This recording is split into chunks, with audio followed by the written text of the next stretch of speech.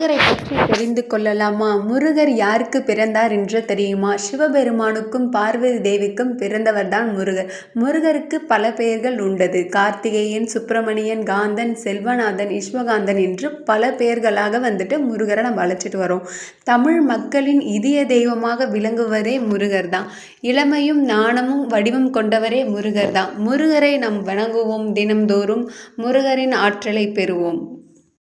முருகர் எப்படி பிறந்தார் என்று தெரியுமா? அசுரன் என்ற அரசன் உலகத்தையும் ஆழணும். அழிவுன்னு ஒன்று வந்ததுன்னா அது ஒரு பெண்ணின் வயிற்றில் பிறக்காத ஒரு குழந்தையால் தான் நம்மளுக்கு அழிவு வரணும்னு சொல்லிட்டு சிவபெருமான் மீது தவம் இருக்காரு.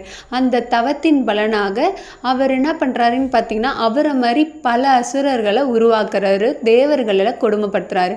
தேவர்கள்லாம் அந்த கொடுமை தாங்க முடியாமல் சிவபெருமானுக்கிட்ட போய் சொல்கிறாங்க. சிவபெருமான் அவரோட 3வது கண்ணை திறந்து 6 தீப்பொறிகளை உருவாக்குறாரு.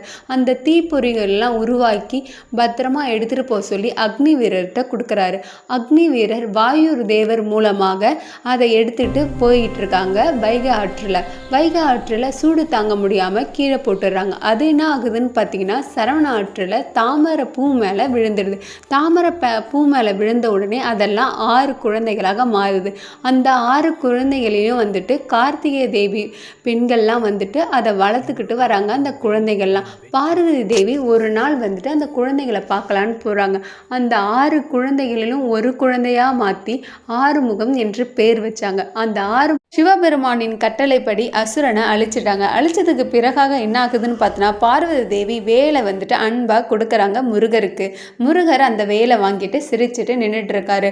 அசுரனை அழித்த கையோட மயில் வாகனமாகவும் கொடியில் படுக்கும் சேவலாகவும் மாற்றி கொண்டாங்க அசுரனை.